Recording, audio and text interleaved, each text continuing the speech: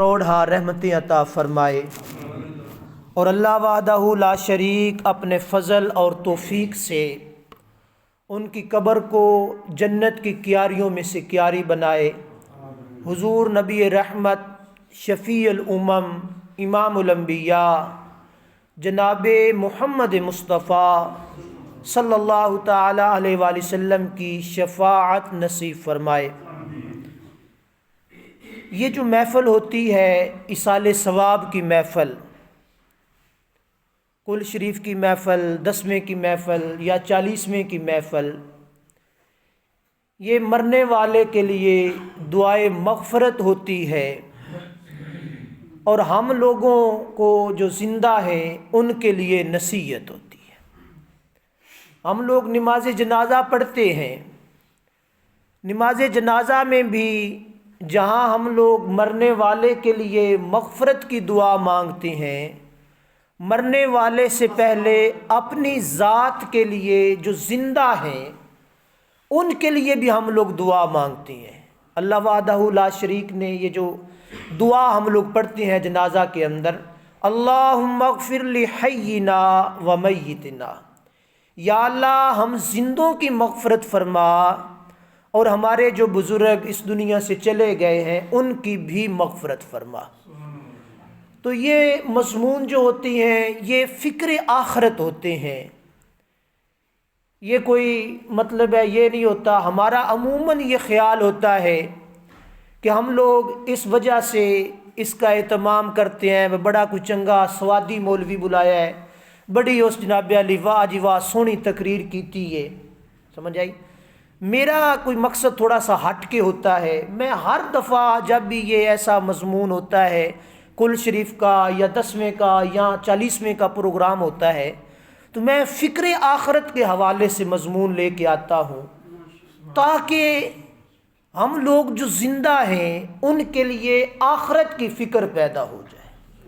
صرف دنیا میں رہتے ہوئے دنیا داری حاصل کرنا یہ مقصد نہیں ہے، اور نہ کسی انسان کی دنیا داری آج تک پوری ہوئی ہے۔ حضور نبی رحمت صلی اللہ تعالی علیہ وآلہ وسلم نے ارشاد فرمایا، اگر اللہ وحدہ لا شریک بندہ مومن کو یا کسی بھی انسان کو سونے کی ایک وادی عطا فرما دے، یعنی ایک علاقہ سونے کا رب وحدہ لا شریک بنا کر اس بندے کو دے دے، تو بندے کی آنکھیں پھر بھی نہیں بھریں گی، وہ آرزو کرے گا ایک اور میرے پاس ہو تو پھر کام چل جائے گا۔ اور حضور نبی رحمت صلی اللہ تعالی علیہ وآلہ وسلم نے فرمایا کہ انسان کا پیٹ نہیں بھرتا، اور انسان کا پیٹ بھرے گی یہ مٹی۔ کیا چیز بھرے گی؟ مٹی۔ یعنی دنیا میں رہتے ہوئے کسی انسان کی آج تک پوری نہیں پڑی۔ جتنے بھی آئے، بڑے بڑے جاگیردار دیکھے، بڑے بڑے سرمایہ دار دیکھے، بڑے بڑے کبیر دیکھے، بادشاہ وزیر دیکھے، اللہ کے حکم کے مطابق کل نفس ذائقۃ الموت سے گزر گئے۔ سمجھ آئی بات کی؟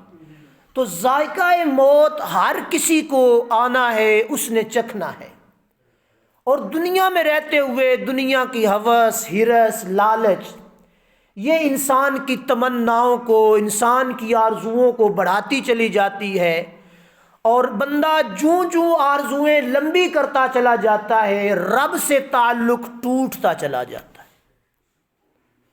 تو حضور علیہ الصلوۃ والسلام نے اس چیز کی طرف اشارہ فرمایا کہ انسان کا پیٹ سونے کی وادی سے بھی نہیں بھرا، جتنی مرضی جاگیر اس کے پاس ہو جائے اس کا پیٹ پھر بھی نہیں بھرتا۔ پیٹ کب بھرے گا؟ جب وہ مٹی میں چلا جائے گا اور مٹی ہو جائے گا، یعنی موت آئے گی، قبر میں جائے گا تو اس کی آرزوئیں، اس کی تمنائیں، اس کی دنیا کی ہرس، ہوس، لالچ ختم ہو جائے گی، دنیا میں رہتے ہوئے اس کی کبھی ختم نہیں ہوئی۔ اور رب وحدہ لا شریک نے قرآن مجید برہان الرشید میں ارشاد فرمایا، قُلْ لَوْ أَنْتُمْ تملکون خزائن رحمت ربی اذا لامسکتم خشیۃ الانفاق وکان الانسان قتورا۔ فرمایا کہ میں اللہ، اے محبوب صلی اللہ علیہ وآلہ وسلم آپ فرما دیں اگر ان بندوں کو میں اللہ اپنے خزانے بھی دے دوں، اپنی رحمت کے سارے خزانے کسی انسان کے سپرد کر دوں، کسی انسان کے نام لگا دوں، کسی انسان کو اس کا مالک بنا دوں، تو انسان کیا کرے گا؟ ان خزانوں کو بھی روک لے گا، ان خزانوں کو خرچ نہیں کرے گا، اس ڈر سے، اس خوف سے کہ کہیں یہ خزانہ ختم نہ ہو جائے۔ سمجھے؟ یہ انسان کی ایک فطرت رب وحدہ لا شریک نے، اور یہ ہمارا ڈر ہوتا ہے، ہم لوگوں کو یہ فکر رہتی ہے۔ ہمارے پاس 100 روپیہ ہے، بندہ آرزو کرتا ہے 200 کی نوکری میری ہو جائے تو بڑا اچھا کام چلے گا، زمین کا 1 کلہ ہے 2 ہو جائے تو بڑا اچھا کام چلے گا، 1 گاڑی ہے 2 ہو جائے تو بڑا کام اچھا چل جائے گا، بلا تشبیہ و بلا مثال۔ انسان دنیا میں حریص بن کر آیا، لالچی بن کر آیا، اور اس کے اس لالچ اور طمع نے انسان کو اللہ وحدہ لا شریک کی بارگاہ سے دور کر دیا، اور ہٹتا ہٹتا اتنا دور ہٹ گیا کہ اب احساس ختم ہو گیا کہ میں رب کی بارگاہ سے دور ہو چکا۔ چاہیے تو یہ تھا کہ انسان باشعور ہے، انسان عقل اور سمجھ رکھتا ہے۔ عقل اور سمجھ کا تقاضا یہ ہوتا ہے کہ ہر اچھائی اور برائی کی پہچان کرے۔ دنیا میں رہتے ہوئے ہم دنیا میں آئے، ہم میں سے کسی کو تکلیف ہو جاتی ہے، بلڈ پریشر ہو گیا، کسی کو شوگر ہو گئی، کسی کو کوئی بیماری لاحق ہو گئی، ہم لوگ ڈاکٹر کے پاس جاتے ہیں، ڈاکٹر نبض دیکھتا ہے، وہ بلڈ پریشر کا کالر لگاتا ہے، وہ چیک کر کے بیان کر دیتا ہے کہ یہ فلاں چیز تو نے نہیں کھانی، نمک والی چیز نہیں کھانی، مرچ تو نے نہیں کھانی، یہ چکنائی والی چیزیں، یہ بوتلیں میں منع کر دیتا ہے۔ ہم رک جاتے ہیں کہ نہیں رکتے؟ شوگر کسی کی ہائی ہو گئی، وہ کہتا ہے میٹھی چیز نہیں کھانی، ہم رک جاتے ہیں۔ کس لیے رکتے ہیں؟ کہ یہ چیز میری زندگی کو نقصان پہنچائے گی۔ بلڈ پریشر ہائی ہو گیا، طبیعت ناساز ہو جائے گی، دل کے عارضے لاحق ہو جائیں گے، تو اس وجہ سے وہ ان ساری چیزوں کو جو حلال طیب ذائقے کا حصہ ہے وہ چھوڑ دیتا ہے۔ اب نمک ایک بہت بڑی نعمت ہے، بہت بڑی نعمت ہے۔ جو تندرست بندے ہیں وہ کبھی نمک کے بغیر سالن استعمال کر کے دیکھنا، پھر پتہ چلے گا کہ اس کا ذائقہ اور تاثیر کیا ہے۔ لیکن مجبوری میں ہم لوگ اس کو چھوڑ دیتے ہیں۔ کیوں؟ کہ ہم عقل والے سمجھدار ہیں، اگر میں نے نمک نہ چھوڑا تو میری طبیعت خراب ہوگی اور مجھے نقصان پہنچائے گی۔ تو ہم لوگ یار کتنے دانا اور عقل مند ہیں۔ ایک انسان جو ہمارے جیسا ہے، اس نے ہمارے وجود پر ہاتھ رکھ کر ہماری بیماری کی تشخیص کر دی، بتا دیا کہ تیری شوگر ہے، تیرا بلڈ پریشر ہے، تجھے یہ معاملہ ہے، یہ چیز ترک کر دے، تو ہم نے ترک کر دی۔ اللہ وحدہ لا شریک وہ ہے جو ہم سب کا خالق ہے، جس نے مجھے بھی پیدا کیا، جس نے آپ کو بھی پیدا کیا، جو ڈاکٹر کو بھی پیدا کرتا ہے، دوائی کو بھی پیدا کرتا ہے۔ سمجھ آئی بات کی؟ یعنی ہر چیز کا خالق، مالک، رازق وہ اللہ ہے۔ تو اللہ وحدہ لا شریک نے ہم لوگوں کو پیدا کیا، انسان بنایا، اشرف المخلوقات بنایا، احسن تقویم کا پیکر بنایا، عقل سلیم کا مالک بنایا، قلب منیب عطا فرمایا، یہ سارا کچھ عطا فرما کے رب نے فرمایا انسان تجھے میں نے اپنی عبادت کے لیے پیدا کیا ہے۔ یا ایھا الناس اعبدوا ربکم الذی خلقکم، دوسرے مقام پر فرمایا وما خلقت الجن والانس الا لیعبدون، اے انسان غور کر، میں نے تجھے اپنی عبادت، اپنی ریاضت کے لیے پیدا کیا ہے۔ یہ دنیا عارضی ہے، دنیا کیا ہے؟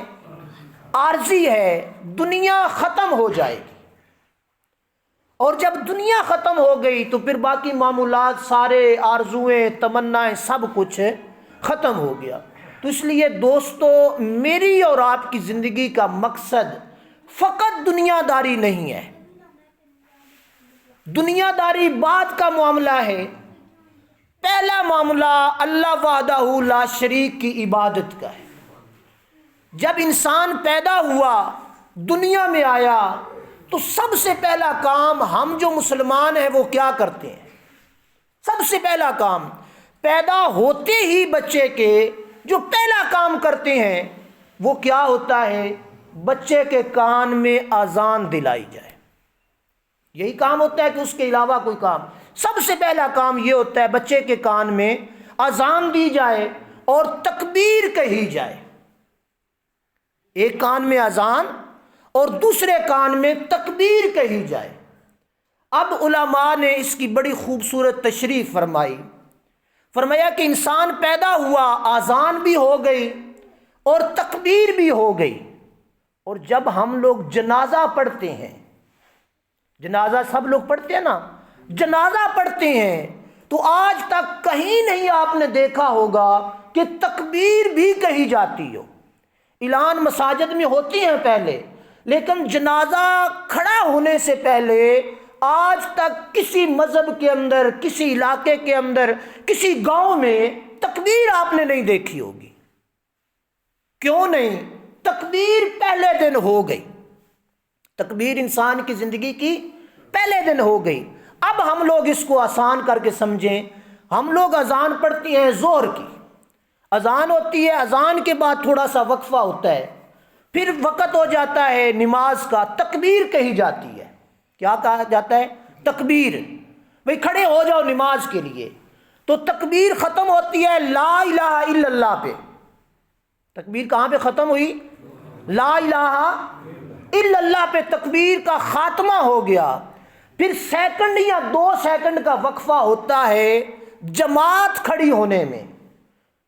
تکبیر ختم ہوئی، امام نے اللہ اکبر کہہ دیا، امام نے اللہ اکبر کہہ دیا۔ ہمارے استاد فرماتے تھے یہ انسان کی زندگی ہے جو تکبیر کے خاتمے پر لا الہ الا اللہ اور اللہ اکبر کے درمیان جو وقفہ ہے وہ انسان کی زندگی ہے۔ وہ کیا ہے؟ وہ ایک انسان کی، میری اور آپ کی زندگی ہے۔ تو اتنے قلیل وقت میں ہم لوگ اتنی کثیر آرزویں اپنے دل میں پیدا کر لیتے ہیں۔ پیدا ہوا، اذان اور تکبیر ہو گئی، جنازے کی تکبیر نہیں، کہ فرمایا کہ انسان تیری زندگی کی تکبیر پہلے دن ہو چکی، اب جب بھی قائم ہوگی تیری نماز قائم ہوگی، تیری نماز ہی قائم ہوگی۔ تو دوستو، ہم لوگ ذرا غور کریں، جماعت کے لیے، نماز کے لیے وضو، پاکیزگی، طہارت یہ شرط ہوتی ہے۔ ہماری جب تکبیر ہو گئی، کیا ہم لوگوں نے اپنی نماز کے لیے طہارت کو قائم کر دیا؟ اپنی نماز کے لیے ہم نے پاک کپڑے پہن لیے، ہم نے اپنی نماز کے لیے اپنے وجود کو پاک کر لیا، اپنے جسم کو پاک کر لیا؟ نہیں کیا۔ تو یار پھر انتظار کس چیز کی ہے؟ کس چیز کی اڑیک میں ہے ہم لوگ کہ ہم لوگوں کو جو ہے وہ وقت دے دیا جائے گا، ہم لوگوں کو جو ہے وہ جماعت کے کھڑے ہونے سے پہلے کہا جائے گا کہ تو وضو کر لے۔ اذان پیغام ہوتا ہے نماز کا۔ اذان کس چیز کا پیغام ہے؟ نماز کا۔ بھئی آ جاؤ نماز کے لیے، آ جاؤ، وقت ہو جاتا ہے۔ اس میں کیا ہوتا ہے؟ وضو کر لو، طہارت کر لو، کپڑے صاف کر لو، جگہ صاف کر لو، نماز کھڑی ہونے والی ہے۔ تو جب میری اور آپ کی اذان پہلے دن ہو چکی، تکبیر بھی ہو چکی، اب ہماری جماعت ہونا باقی ہے۔ اور پھر یہ بھی نہیں ہوتا، اللہ وحدہ لا شریک نے قرآن مجید برہان الرشید میں ارشاد فرمایا انما توعدون لآت وما انتم بمعجزین، بے شک جس کا تم سے وعدہ کیا گیا ہے وہ ضرور آنے والی ہے، وہ ضرور آنے والی ہے، اور تم اللہ کو عاجز نہیں کر سکو گے۔ اب دنیا میں رہتے ہوئے ہم لوگ یار سوچیں، فکر کریں، تکبیر بھی ہو گئی اور اللہ وحدہ لا شریک نے یہ اعلان کر دیا کل نفس ذائقۃ الموت، ہر کسی کو موت کا ذائقہ چکھنا ہے، اور رب فرما رہا ہے کہ میں نے جو وعدہ کیا یہ وعدہ کبھی اللہ کا وعدہ آ کے رہے گا۔ ایسا نہیں ہوگا کہ تم طاقت میں آ گئے، تم نشے میں آ گئے، تمہارے پاس دنیا کا منصب آ گیا، جائیداد آ گئی، تم بڑے بن گئے تو اللہ کو عاجز کر سکو، اللہ کو تم عاجز نہیں کر سکتے۔ تو جب یار اللہ کو عاجز بھی نہیں کر سکتے، اللہ کا وعدہ بھی سچا مبنی بر حق ہے اور تکبیر بھی ہو چکی ہو، تو پھر ہم لوگ اگر غفلت میں رہیں، ہم لوگ رب سے دور رہیں، تو کیا ہم لوگ عقل مند ہیں یا بے عقل ہیں؟ عقل مند تو وہ ہے جو ڈاکٹر کے منع کرنے سے ہر چیز چھوڑ دیتا ہے۔ رب وحدہ لا شریک نے ہمیں جس چیز کا حکم دیا یہ کرنا ہے، اس چیز کے پاس نہیں جانا، ہم اس کا الٹ کرتے ہیں، یعنی یہ تصور کرتے ہیں استغفر اللہ العظیم کہ ہم نے رب کی نہیں ماننی، یعنی رب نے فرمایا حرام نہ کھاؤ، ہم حرام کھاتے ہیں، رب نے فرمایا نماز پڑھو، ہم نہیں پڑھتے، رب نے فرمایا چوری نہ کرو، ہم کرتے ہیں، رب نے فرمایا روزہ رکھو، ہم نہیں رکھتے، رب نے فرمایا زکوٰۃ دو، ہم لوگ نہیں دیتے، لوگوں کا حق نہ مارو، ہم مارتے ہیں۔ یہ ہر بندہ اپنے گریبان کے اندر جھانک کر اپنی یار زندگی کا مطالعہ کرے، اپنی زندگی کو دیکھے کہ کیا میری زندگی وفا کرے گی، میری زندگی میرا ساتھ دے گی۔ اور حضور نبی رحمت صلی اللہ تعالی علیہ وآلہ وسلم نے حضرت سیدنا ابو سعید خدری رضی اللہ تعالی عنہ بیان فرماتی ہیں اللہ وحدہ لا شریک کے بعد سب سے عظمت والی ذات نبی پاک صلی اللہ علیہ وآلہ وسلم کی ہے۔ اس چیز کا یقین ہے نا سب کا، عظمت والی بابرکت ذات رب وحدہ لا شریک کی ذات کے بعد نبی پاک صلی اللہ علیہ وآلہ وسلم کی ذات ہے۔ تو حضرت ابو سعید خدری رضی اللہ تعالیٰ عنہ بیان فرماتے ہیں کہ رسول اللہ صلی اللہ علیہ وآلہ وسلم نے ارشاد فرمایا جب میں اپنی آنکھیں جھپکتا ہوں، اپنی آنکھیں ایسی میں پلکاں جھپک دیا نہ جھپکیے تو تاں گزارا نہیں، اپنی آنکھیں جھپکتا ہوں تو مجھے یہ گمان ہوتا ہے کہ میری پلکیں ملنے سے پہلے میری روح قبض کر لی جائے گی۔ یہ کون فرما رہا ہے؟ نبی پاک صلی اللہ تعالی علیہ وآلہ وسلم۔ میں نے آنکھ کھولی، پلک جھپکی، اوپر کی، نیچے کرنے سے پہلے میری روح قبض کر لی جائے گی۔ اور جب میں نظر اٹھاتا ہوں دیکھتا ہوں تو مجھے لگتا ہے نظر نیچی کرنے سے پہلے میرا وصال ہو جائے گا۔ اور جب میں کوئی لقمہ اٹھاتا ہوں کھانے کے لیے، منہ میں رکھتا ہوں تو مجھے لگتا ہے، میرا گمان کرتا ہے کہ یہ لقمہ میرے حلق سے نیچے نہیں جائے گا، اس سے پہلے میری موت واقع ہو جائے۔ یہ کون سی ہستی ہیں جن کے دروازے پر جبرائیل امین بھی بغیر دستک کے اندر نہیں آتے؟ جبرائیل امین ملائکہ نوریوں کا سردار، وہ جس بارگاہ میں بغیر اجازت کے آتے نہیں ہیں، اور جن کے لیے رب وحدہ لا شریک نے کائنات کو سجایا ہوا ہے، اور جنہوں نے ساری زندگی بچپن سے لے کر لڑکپن سے لے کر جوانی سے لے کر 63 برس تک آپ صلی اللہ علیہ وآلہ وسلم نے زندگی کے اندر کوئی جھوٹ نہیں بولا، زندگی کے اندر کسی انسان کو تکلیف نہیں پہنچائی۔ ان کی ظاہری کیفیت یہ ہو تو میری اور آپ کی کیفیت کیا ہونی چاہیے؟ میری اور آپ کی سوچ اور فکر کیا ہونی چاہیے؟ اور حضور نبی رحمت صلی اللہ تعالی علیہ وآلہ وسلم نے ارشاد فرمایا، اے لوگو، اگر تم عقل رکھتے ہو تو اپنے آپ کو مردوں میں شمار کرو۔ اگر عقل والے ہو تو اپنے آپ کو مردوں میں شمار کرو، اس ذات کی قسم جس کے قبضہ قدرت میں میری جان ہے، انما توعدون لآت وما انتم بمعجزین۔ یہ آیت مقدسہ پڑھی، فرمایا کہ بے شک رب کا وعدہ سچا ہے، رب کا وعدہ برحق ہے، اور اس کا پتہ نہیں کسی وقت تمہارے پاس وہ وقت آ جائے۔ اور پھر دوسری حدیث پاک حضور صلی اللہ تعالی علیہ وآلہ وسلم نے ارشاد فرمایا، حضرت سمیت رضی اللہ تعالیٰ عنہ روایت فرماتے ہیں، حضور علیہ الصلوۃ والسلام نے ارشاد فرمایا، اے انسان، اپنی طویل صحبت پر دھوکہ نہ کھا۔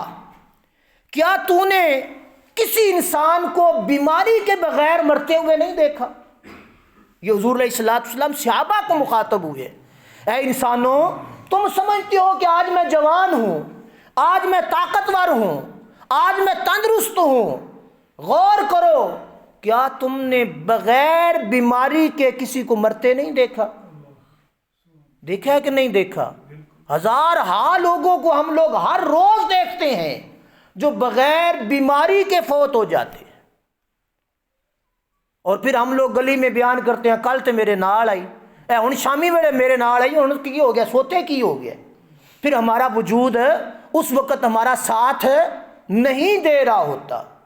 تو حضور علیہ الصلوۃ والسلام نے ارشاد فرمایا، اے وہ شخص جو طویل مہلت کی وجہ سے دھوکے میں ہے، کیا تو نے کسی کو سامان کے بغیر گرفتار نہیں دیکھا؟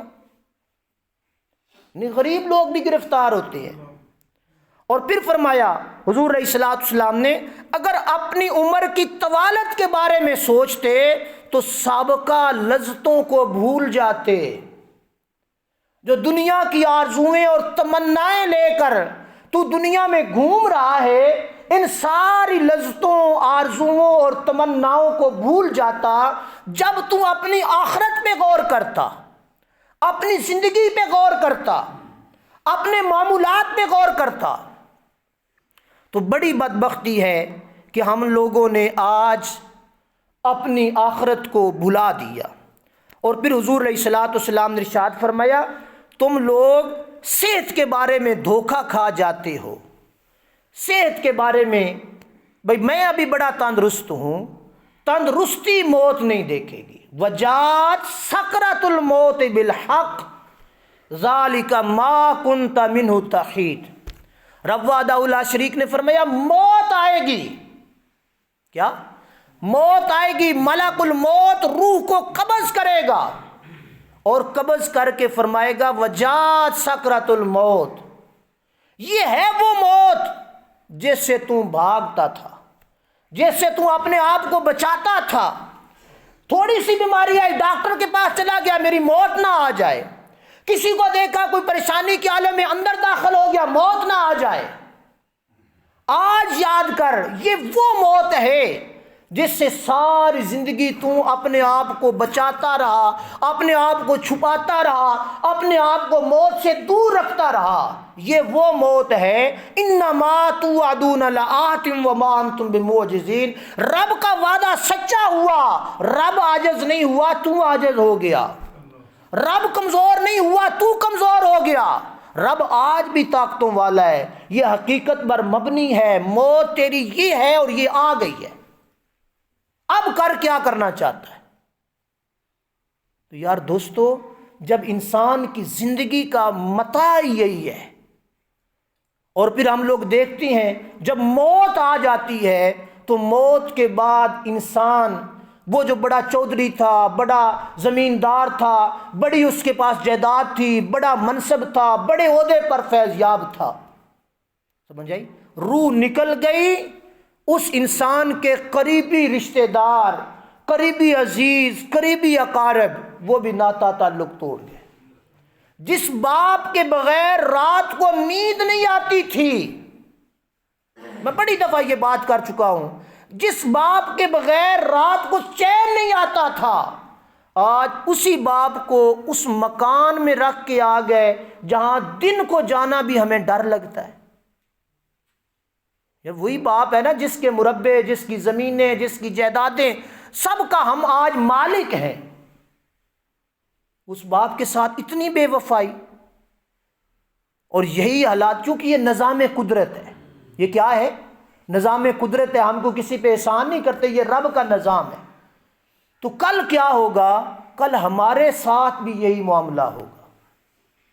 ہم لوگوں کو یہ موت نصیحت کرتی ہے، جنازے میں کھڑے ہوتے ہیں، ہم لوگوں کو نصیحت کی جاتی ہے، اے انسان یہ تو مر گیا، اس کے لیے بعد میں دعا کرنا، پہلے اپنے لیے کر لے، تیری بھی تکبیر ہو چکی ہے، اللہم اغفر لحینا و میتنا، پہلے اپنی مغفرت مانگ، ہو سکتا ہے اس کی مغفرت مانگنے سے پہلے تیری بھی موت ہو جائے۔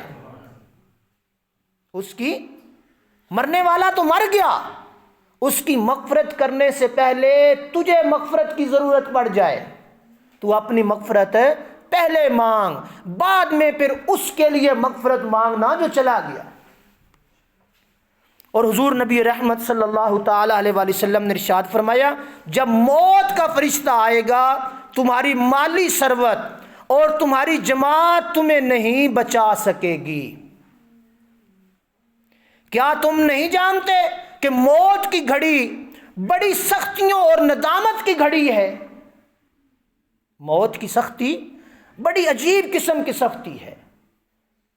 حضرت شداد بن اوس رضی اللہ تعالیٰ عنہ سے سیدنا عمر فاروق رضی اللہ تعالیٰ عنہ نے سوال کیا کہ موت کی سختی کیا ہے، موت کی تلخی کیا ہے؟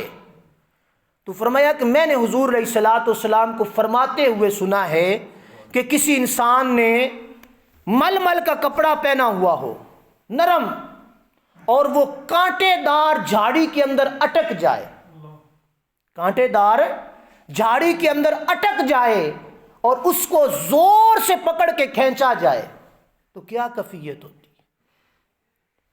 اور حضرت سیدنا ابراہیم علیہ نبینا علیہ الصلوۃ والسلام سے سوال کیا گیا، موت کی سختی کیا ہے، موت کی تلخی کیا ہے؟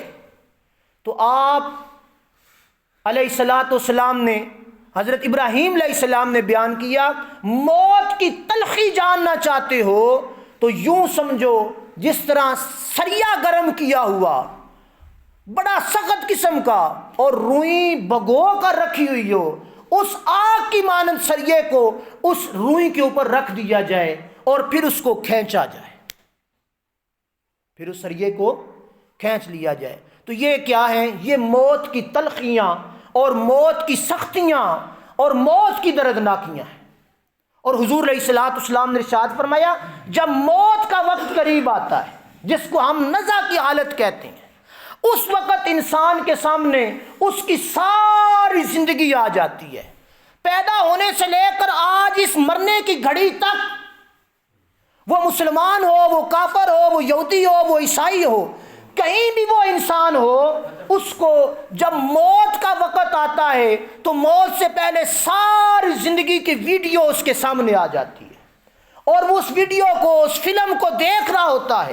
اس وقت وہ توبہ کرنا چاہتا ہے، اس وقت وہ چاہتا ہے کہ میں اب توبہ کر لوں، اس وقت وہ کوشش کرتا ہے کہ میں بخشا جاؤں، اس وقت اس انسان کو مہلت نہیں دی جاتی۔ اور حضور نبی رحمت صلی اللہ علیہ وآلہ وسلم نے فرمایا، پچھلی زندگی بھی اس کو نظر آتی ہے جو کرتوت کی ہے ساری زندگی، اور اگلی زندگی بھی اس کو نظر آ رہی ہوتی ہے جس کی طرف وہ جا رہا ہے، اس کو وہ رستہ نظر آ رہا ہوتا ہے۔ مسافر ہیں ہم نے کہیں جانا ہو پہلے رستہ معلوم کرتے ہیں، کچاتے نہیں، سڑک پٹی تے نہیں، کام تے نہیں لگے ہے، اس بندے کو بھی وہ رستے نظر آ رہے ہوتے ہیں۔ حضور علیہ السلام نے فرمایا اس وقت کافر بھی آرزو کرتا ہے، کافر بھی تمنا کرتا ہے کہ آج اگر مجھے مہلت مل جائے، وقت دے دیا جائے، میں توبہ کر لوں، میں رب کو منا لوں، پر حکم ہوتا ہے نہیں، اب تیرے لیے توبہ کے دروازے بند ہو چکے۔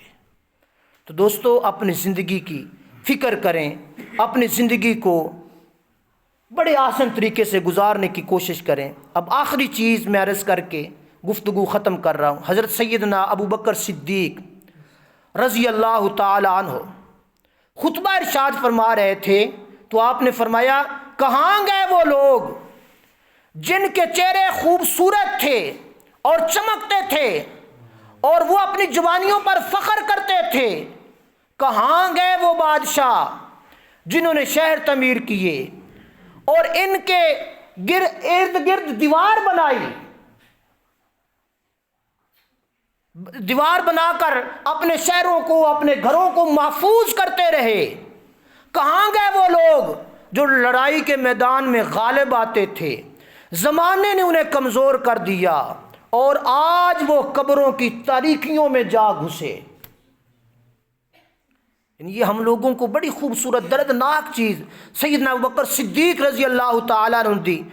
امام سیوطی نے بھی اس کو نقل کیا، امام ابن حبان نے بھی اس کو، کئی مورخین نے اس کو لکھا، امام غزالی رحمۃ اللہ تعالیٰ علیہ نے تفصیل کے ساتھ اس کو بیان کیا۔ فرماتے ہیں کہ کہاں گئے وہ لوگ جو میدان جہاد میں غالب آتے تھے اور دوسروں کو مغلوب کر کے فخر کرتے تھے، جو اپنے چہرے کی چمک، چہرے کی خوبصورتی، چہرے کی جوانی پر ناز کیا کرتے تھے؟ آج ان کی جوانیاں کہاں ہیں؟ تو دوستو اپنی زندگی کی فکر کرے۔ کسی انسان کو موت نے آج تک مہلت نہیں دی، موت کے فرشتے کو کسی نے روکا نہیں ہے۔ حضرت ابراہیم بن ادم رضی اللہ تعالیٰ عنہ کے پاس ایک شخص آیا اور اس نے آ کر سوال کیا کہ میں گناہ بڑے کرتا ہوں، گناہوں سے بچنے کا کوئی طریقہ اور علاج بتائیں۔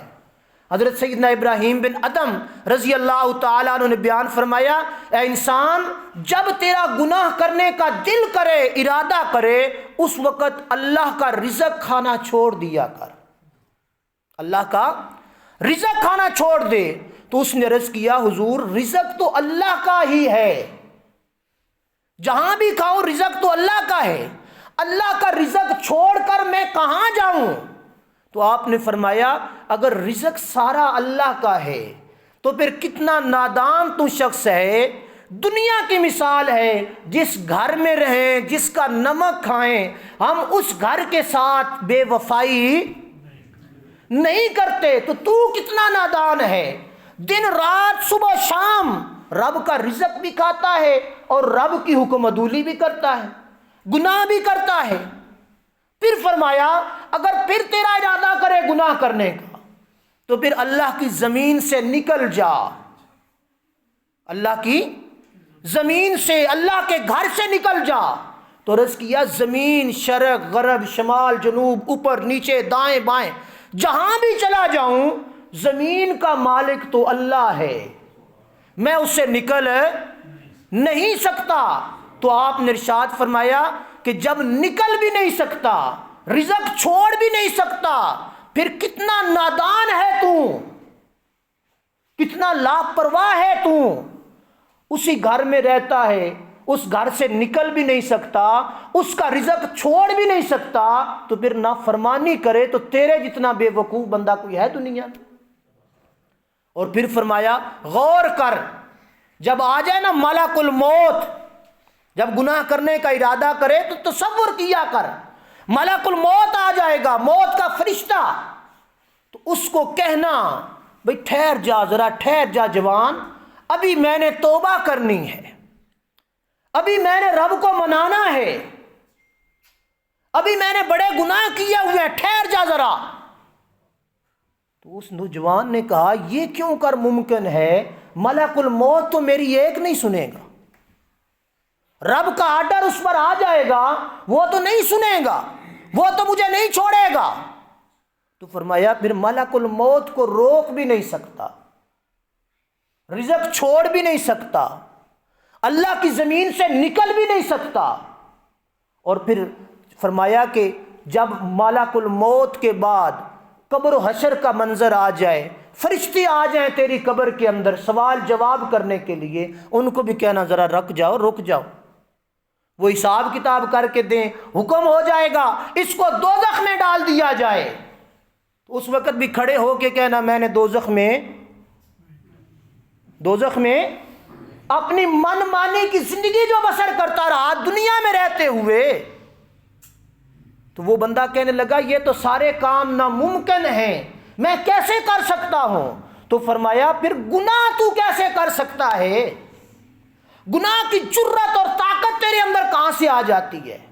بڑا تنہا بندہ ہے تو، ملک الموت کو روک نہیں سکتا، عذاب جہنم سے بچ نہیں سکتا، اللہ کی زمین سے نکل نہیں سکتا، رب کا رزق چھوڑ نہیں سکتا، پھر دندناتا تو گناہ کرتا پھر رہا ہے، پھر ظلم کرتا ہے، پھر زیارتیاں کرتا ہے، پھر بدعمالیاں کرتا ہے، پھر گناہ کرتا ہے، پھر تعجب ہے تیری انسانیت پر، پھر تعجب ہے تیری زندگی پر، طاقت نہیں تیرے اندر ذرہ برابر بھی، اور اکڑ کرتا ہے بادشاہوں جیسی۔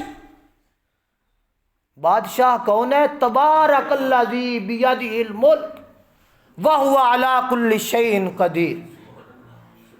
تو یہ زندگی انسان کو، اور اللہ پاک نے آخری چیز میں ختم کر دی گفتگو، اللہ پاک نے فرمایا کہ انسان کو الذی خلق الموت والحیات لیبلوکم ایکم احسن عملا۔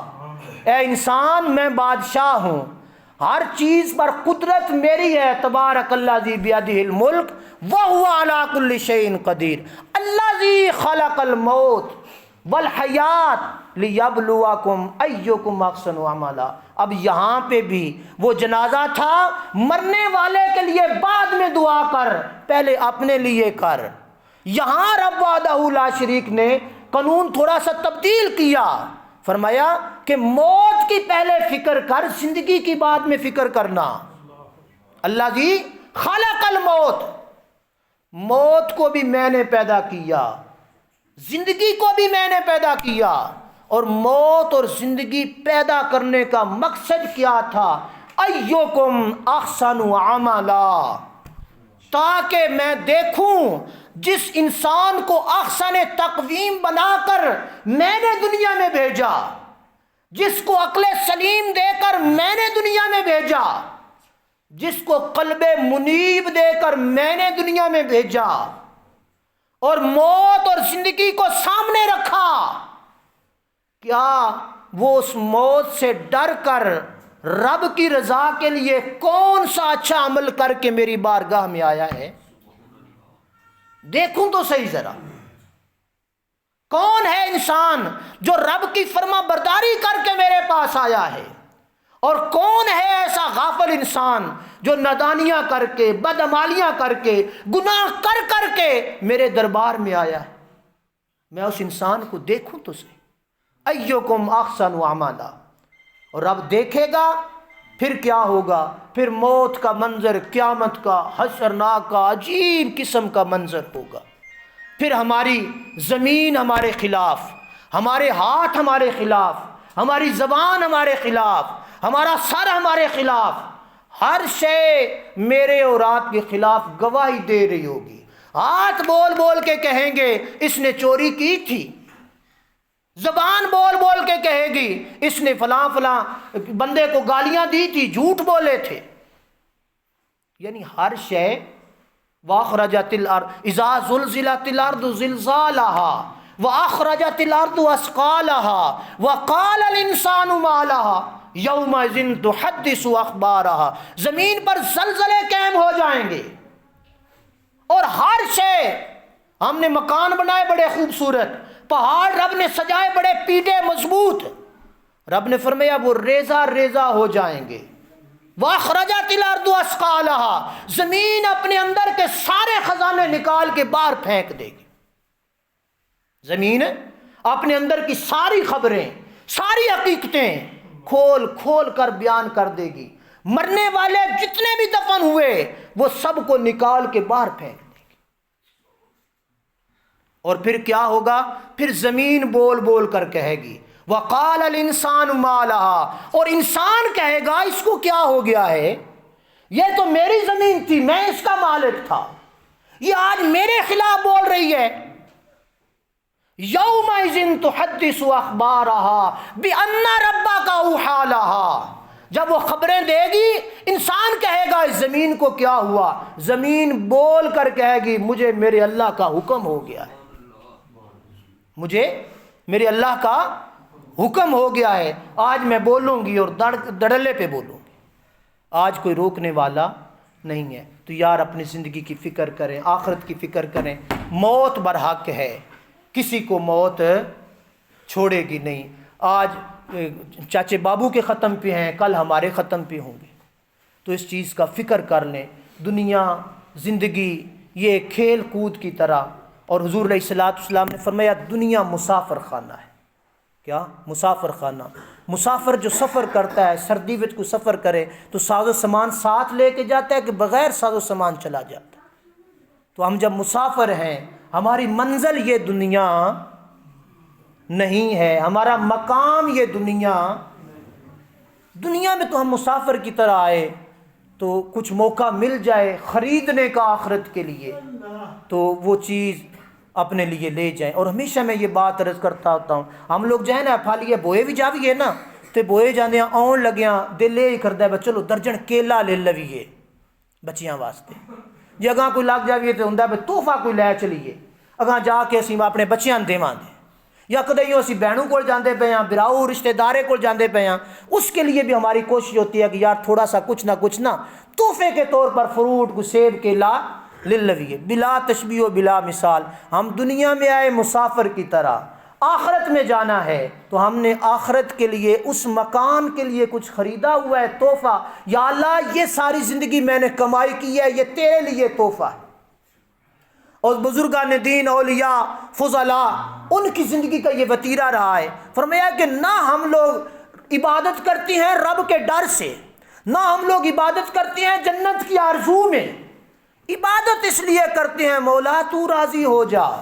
ہم تو نماز پڑھیں گے، روزہ رکھیں گے، قیامت کے دن رب کی بارگاہ میں تشت میں رکھ کے پیش کریں گے، یا اللہ یہ تیرے لیے ہے، ہمیں نہ دوزخ کا ڈر ہے نہ جنت کی آرزو ہے، تو راضی ہو جا، سب کچھ نصیب ہو جائے۔ تو ہم لوگ کیا کر رہے ہیں؟ اللہ پاک ہمیں عمل کی توفیق عطا فرمائے، آمین۔ وآخر دعوانا الحمدللہ۔